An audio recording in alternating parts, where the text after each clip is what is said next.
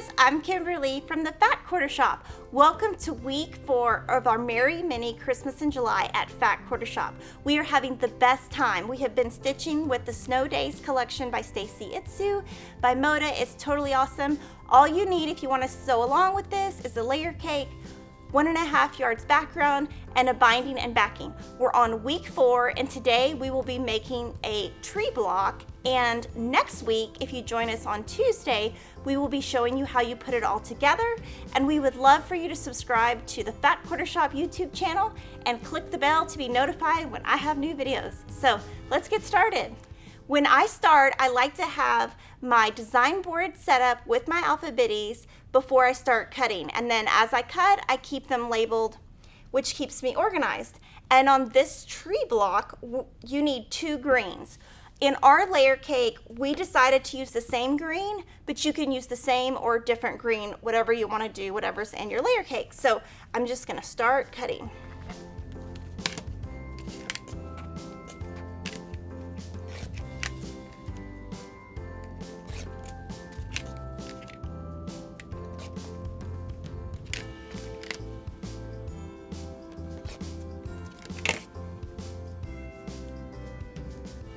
So when I'm looking at the next print, I can tell that this is a half square triangle. Anytime there is a half square triangle, I will use triangle paper, and I can tell that it's a 3-inch finished. So I'm gonna cut 2 squares off and use triangle paper for that step. That is what I do on all half square triangles for anything that I do at home.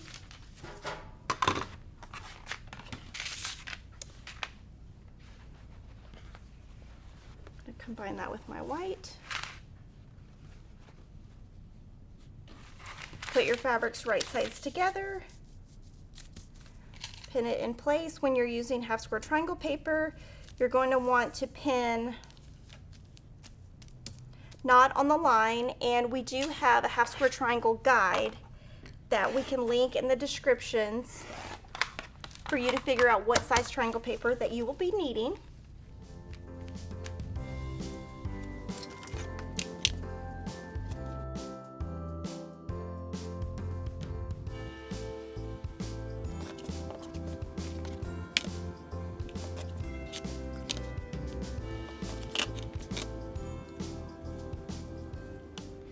Okay, so when I'm cutting the red, I looked ahead and we're doing a cat's cradle, and you're gonna cut a 3 7/8 inch square and cut it on the diagonal once.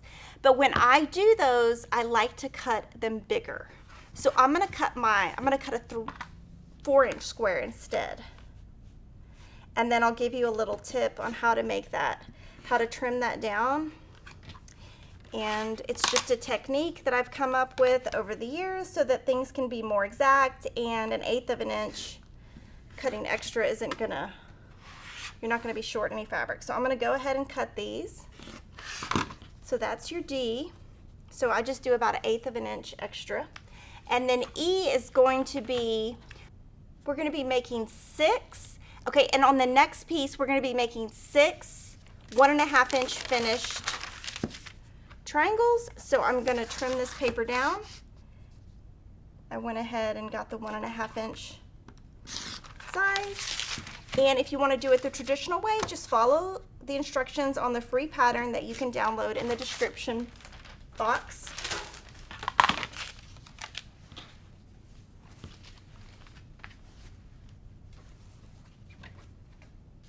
This just saves time and becomes more accurate. And so with these videos, what I'm trying to do is just show you what I do in my house so that you can see ways that you can save time. And if you don't want to do them, it's totally fine. Just follow the pattern exactly how it is. So it's giving you really 2 options. So now that's ready to go. And now we have to go to our background cutting. So I'm going to kind of look over it. And you know, if you look over your pattern in advance, you will have a really good idea of what you need to do.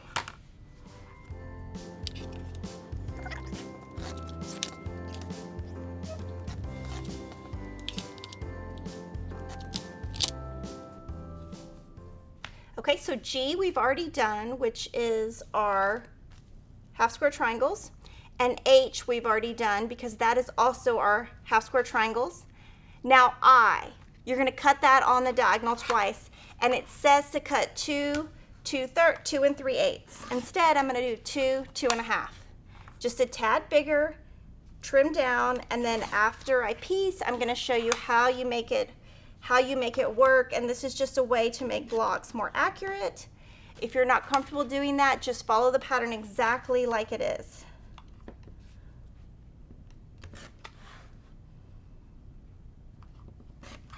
So I'm going to go ahead and cut those on the diagonal.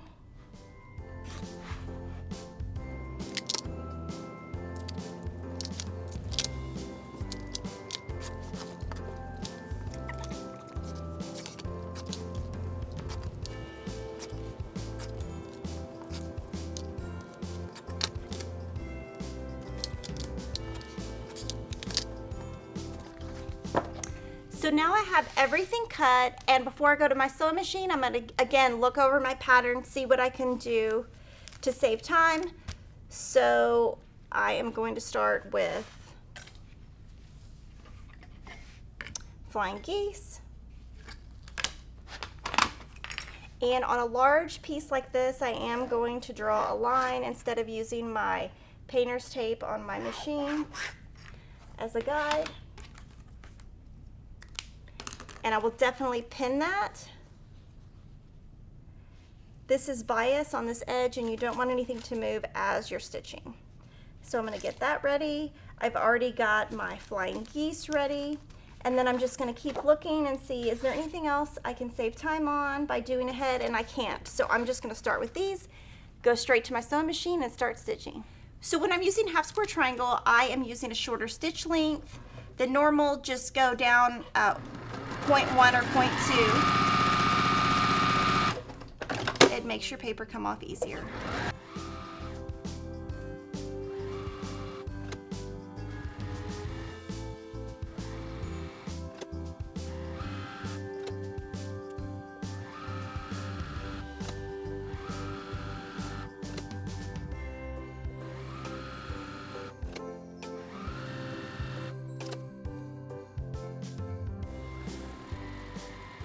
So now I'm just going to trim a 1/4 inch away from the flying geese.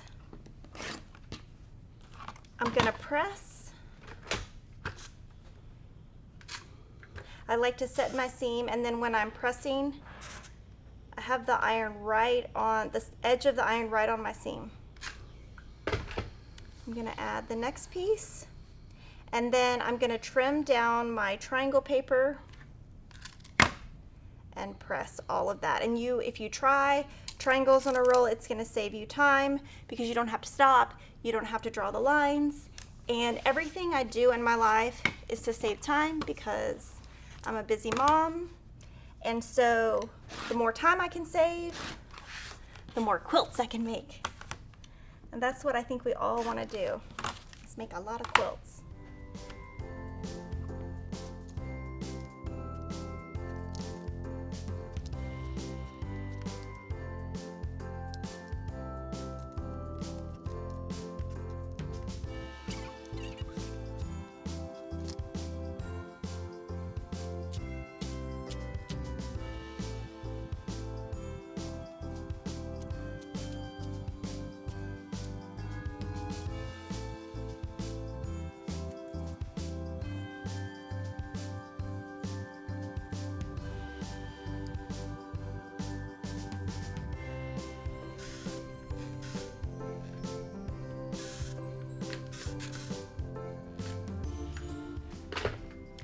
And you're going to have little dog ears on the edge, and you're going to just go ahead and cut those off.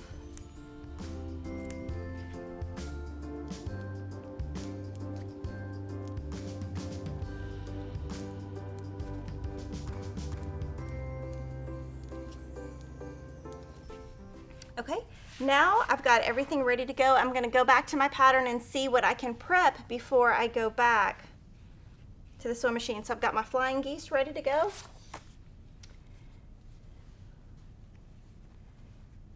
And it looks like I'm going to make 2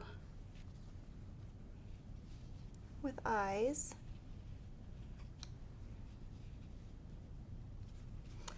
And then it looks like I am going to make 2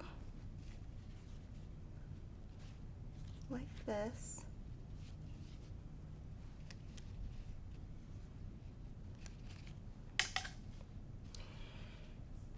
And I can probably go ahead and do my side trees. So I can have that one and that one laid out. And I can do the other side. So now I've got different sections I can sew. I can start sewing this, this, this, this, and this. It saves a ton of time. Sew it all, come back, and press.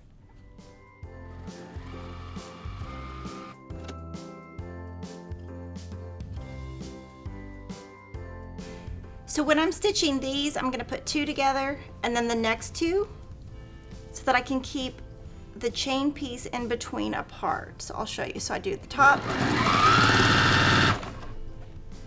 and the bottom.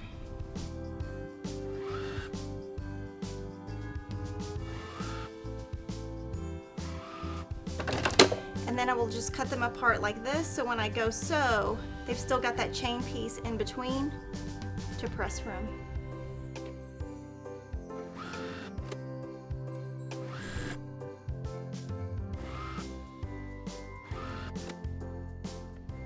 So now I've saved a ton of time by doing a lot of steps all at once.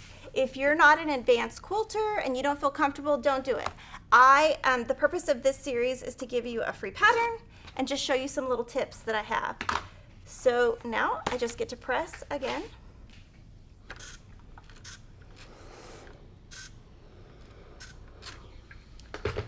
So now I can add J to both sides. So I'm going to pin that.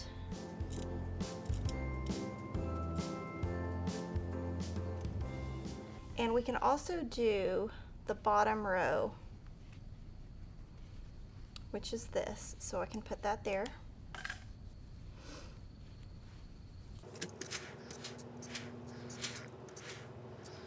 You can go ahead and pin these.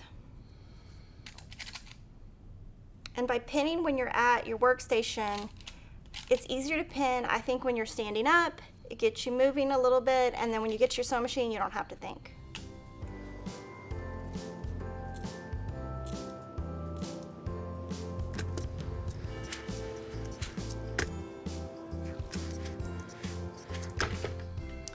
Okay, so now on this, you're going to have a little dog ear. You're going to cut it off flush with the bottom of the red. And then you're going to add another eye at the bottom. So I'll get those pinned.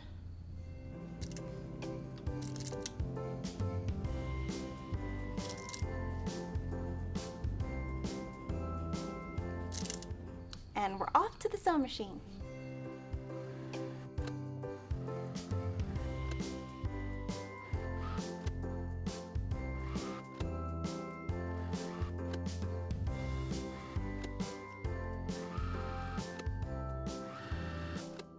So your tree is really sprouting and growing up, and we're halfway done.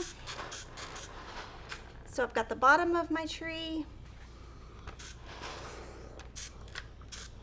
the top of my tree, and now we just have to work on the inside.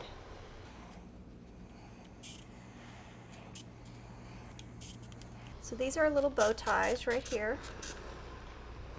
And then this is the last unit we have to do, and I'm going to show you how you trim this down. We're going to trim it down twice. And if you don't want to do it this way, just follow the instructions. So again, what I did is on these fabric eyes, I cut them slightly bigger, like 1/8 of an inch bigger. What I'm going to do now is, if you see, now you've got more than a 1/4 inch seam. So we're going to trim it down. So to trim it down, get the 45-degree angle on one of your Creative Grids rulers. Align that with the edge, and then there's a 1/4 inch here. Make sure that touches your point and trim. And it's because these are bias edges, and so when I do this, it comes out more perfect. And I just like to do it because I like it to come out really nice. So now all I have to do is attach these red to here, and I'm going to find the center of my red, put that right in the center of this unit, and we're just going to stitch these real quick.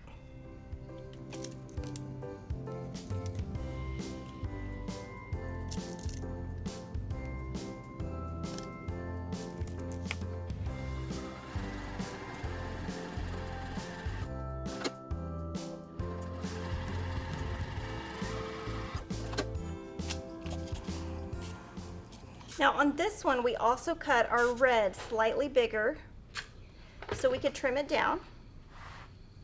So we're going to trim it to 3.5 inches square. So I'm going to get a Creative Grids square ruler.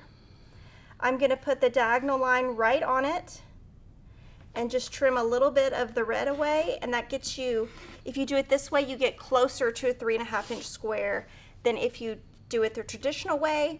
And I don't know when I came up with this, but I've been doing this for years. And I just kind of figured everyone did that, but apparently not. So it's just one of those things that I just made up, but it works. So now I'm gonna kind of lay out my design board a little bit more like the real tree so that I can make sure I've got everything in the right spot. It's so pretty. I love how we use the same green. So you're gonna put your big points here, and you're going to do your white squares here. So that's not right, that's right. So I've just got my bow ties going this way and my big squares in the center. And when I go to the sewing machine, I'm going to stitch here, stop, we're going to press.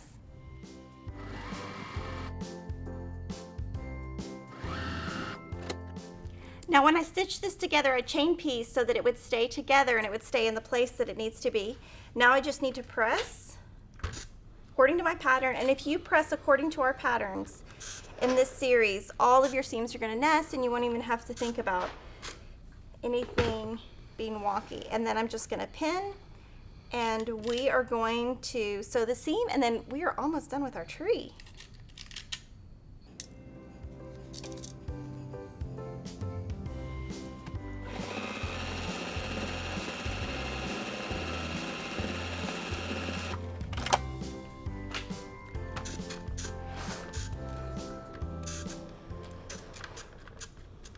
So you can see how pretty all of my points and half square triangles and cat's cradle came out using those techniques. I hope they are things that you can do at home, and I hope I didn't confuse you too much.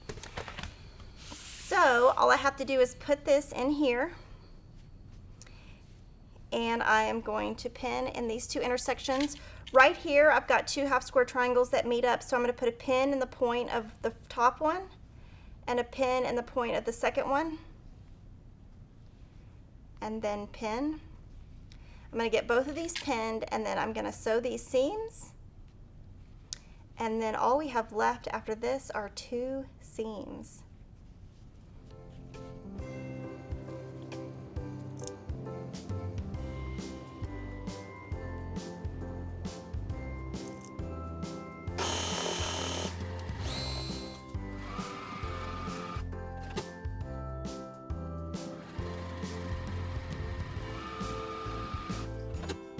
So I'm just going to press this.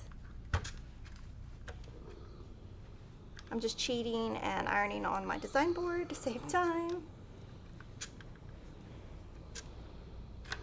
Now at this point I'm going to really look at my block and make sure that I've got everything going the right way. And then I'm just going to pin these last 2 in place, stitch those, and we will be done with our block.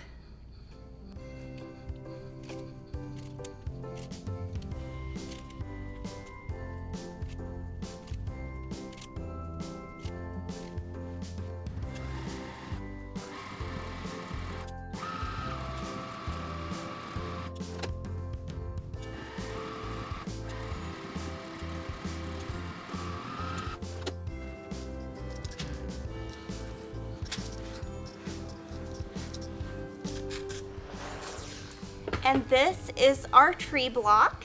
And if you would like to make this into a quilt, come join me next Tuesday so I show you how to finish it all together.